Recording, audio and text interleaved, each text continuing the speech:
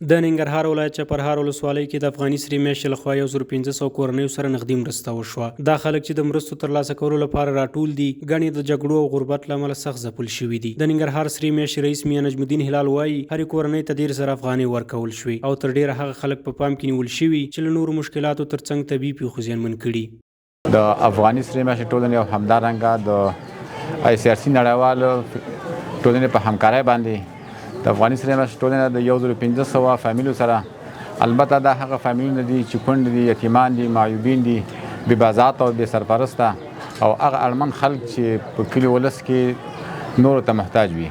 هغوی ته د 19,000 فامیلو په تعداد کې 10,000 افغانۍ فی فامیل ته ورکوو. موږ تقریبا د 9 میاشتې د مخه یو برنامه د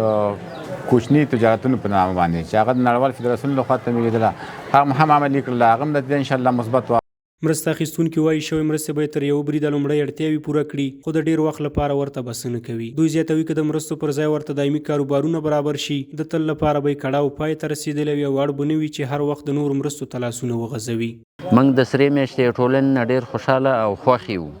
چې زموږ د دې غریب ولس او ملت سره 10,000 افغانۍ مرسته وکړه او د آینده دپاره هم ترې موږ غوښتنه کوو چې اساسي کارونه غټ او واړه موږ ته وکړي، ځکه چې د اساسي کارونو په دغه باندې به زموږ مشکلات دایم دپاره حل و فصل شي. موږ د سرې میاشتې نه ډېر خوښمن یو چې موږ دغه 10,000 افغانۍ مرسته موږ سره وکړه، نغدي مرسته وکړه او موږ د آینده دپاره هم د سرې میاشتې نه خواهش کوو چې موږ سره همداسې کومک وکړي. همدارنګه له کابله راغلي د سرې میاشتې ځانګړي استازی وایي له خپلو همکارو خیریه بنسټونو سره په ګډه هڅې کوي ترڅو د لرو پرتو ولسوالیو د خلکو لاسنیوی وکړي او د ژمي په موسم کې ورته اړینې مرستې ورسوي. هغه وایي اولویت هغو سیمو ته ورکول کیږي چې له پرمختګونو لرې وي او خلک یې د اقتصادي مشکلاتو سره لاس او ګریوان دي. دا اخري خبره نه ده، په دې باره کې سره میاس قاطع تصمیم لري چې له خپلو کاري شریکانو سره له خپلو منابعو نه له خپلو امکاناتو نه ګټه واخلي، داسې ګټه واخلي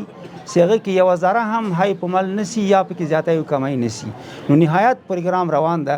دا په داسې حال کې ده چې هم دا 13 میاشت د ننګرهار ولایت په چراګام ولسوالۍ کې هم د افغاني سرې میاشتې لخوا د 2,000 اړمنو کورنیو سره لسګونه میلیونه افغانۍ مرسته شوې وه.